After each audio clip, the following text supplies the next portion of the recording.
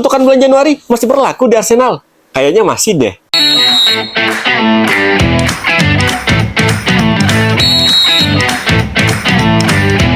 Terbukti nih, di lawan MU semalam Arsenal kalah 3-2 dan sekarang Arsenal sisi poinnya sama City cuma 4 poin di peringkat 2. Sama Aston Villa juga di peringkat 3, 4 poin juga selisihnya nih.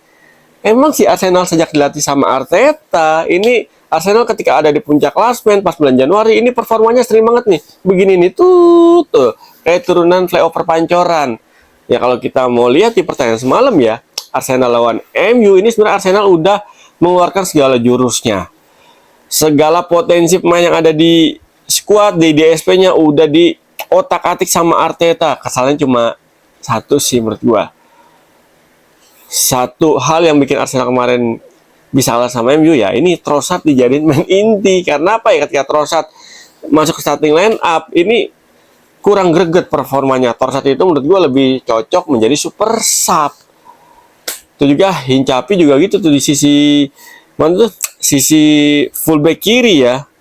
Menurut gue tuh ketika ada kemarin lawan MU awal babak kedua harusnya tuh si Hincapi langsung diganti tuh ya kan. Tapi sayang banget Arteta masih menahan Hincapi sampai menit lebih dari menit 60 ya. Dan emang sangat disayangkan lagi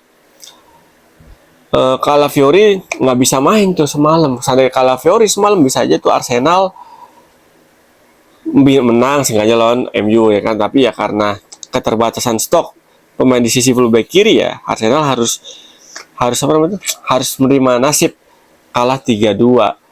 Pun begitu dengan apa, dengan masuknya siapa tuh, telat masukin Noni Madueke ya kan. Madueke juga telat dimasukin sama Arteta karena apa ya, Madueke masuk sisi flank kanan tuh jadi lebih hidup, nggak melulu ngandelin Saka doang nih untuk akselerasi di sisi flank kanan. Karena pas Saka sama Trossard yang ada di sisi flank ini, Arsenal pergerakannya juga di terutama sisi flank kiri ya nggak terlalu nggak terlalu berbahaya. Justru lebih berbahaya itu di sisi kanan. Tapi pas Madueke masuk, nah itu kanan kiri jadi lebih dahsyat tuh pergerakan sisi sayap dari Arsenal. Dan MU juga pinternya semalam.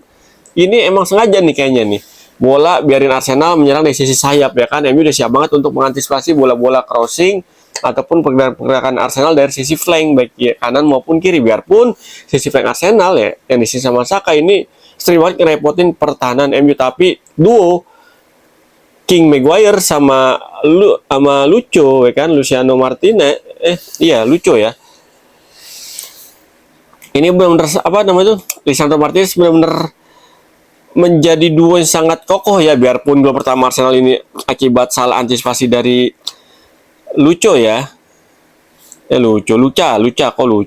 Lisandro Martinez nih salah antisipasi sehingga bola masuk ke gawang sendiri ya. Ini secara overall habis gol tersebut ini penampilan duo back MU ini ya cukup luar biasa banget menurut gua. Sangat-sangat lihai dalam membaca gaya bermain ataupun pergerakan lini serang dari Arsenal sepanjang laga ya kan. Terbukti Arsenal sepanjang laga biarpun punya shoot lebih dari 10 ya, ada 15 kalau salah hitungan gue tuh.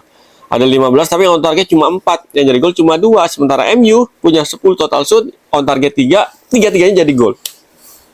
Bayangin.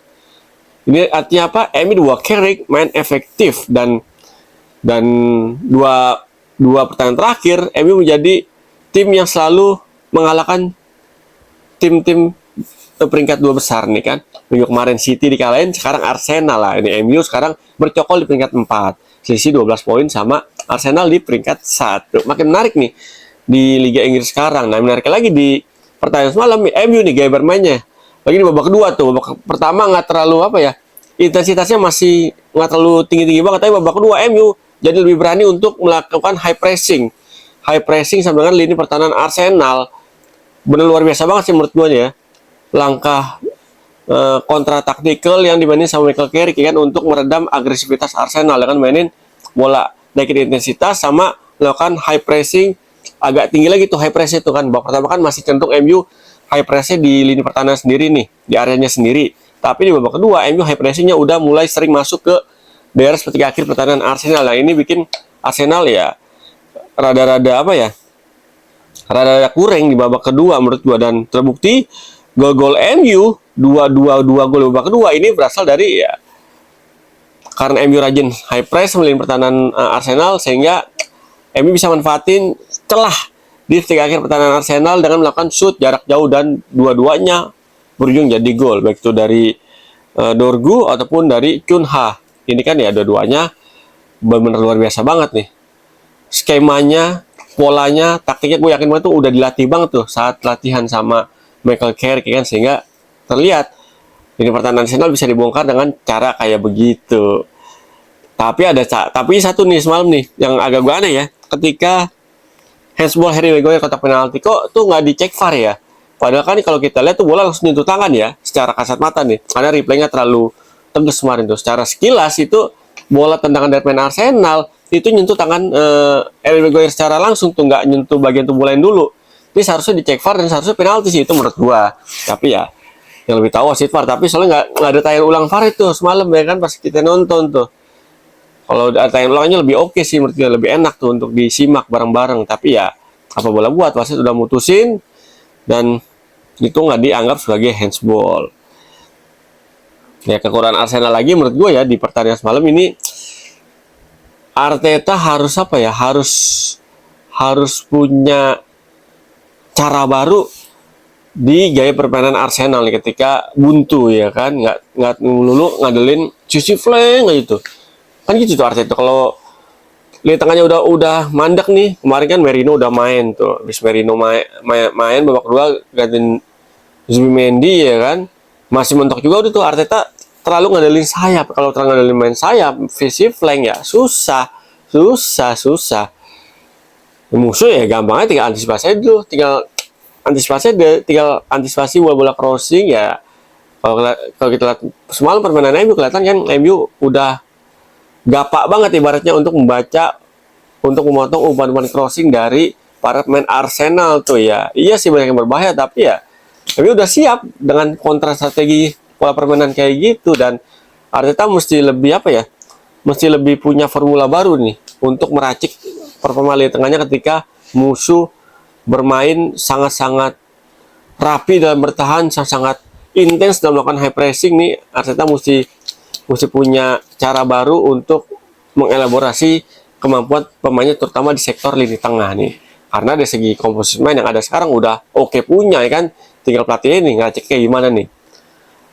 Ini udah bulan Januari, masuknya pertandingan dan City selisih 4 poin ya, Arteta harus tancap gas lagi nih untuk melebarkan selisih poin. Kalau enggak, ya gue prediksi nanti bulan Februari, untuk kemungkinan Arsenal bakal kehilangan puncak klasemen. Kalau udah kehilangan puncak klasemen di bulan Februari, sulit buat Arsenal untuk kembali ke puncak klasemen. Nah gimana nih menurut The Gunners? Masih optimis gak? Atau udah pasrah aja nih? Ya, di bawah Arteta Januari udah saatnya kita kehilangan harapan. Apakah kayak gitu lagi? Ya kita nggak tahu, kita nantikan aja nih. Semoga sih enggak ya, semoga di musim ini Arsenal beneran juara nih. Thank you yang udah nonton konten gua. Unit abangan di channel YouTube gua Irwan Piero. Jangan bosan nih untuk support channel YouTube gua biar makin berkembang dengan cara nontonin, like, subscribe, komen, dan share. Dan jangan bosan-bosan untuk terus dukung tim-tim kesayangan Anda. Dukung dengan penuh semangat fair play, dan ya kita nonton bola di bawah asik aja ya kan. Tim kita menang kita seneng, tim kita kalah ya kita gergetannya mumetnya sebentar aja, jangan lama-lama, jangan berkepanjangan. Thank you, saya Joko pamit, salam bola bola.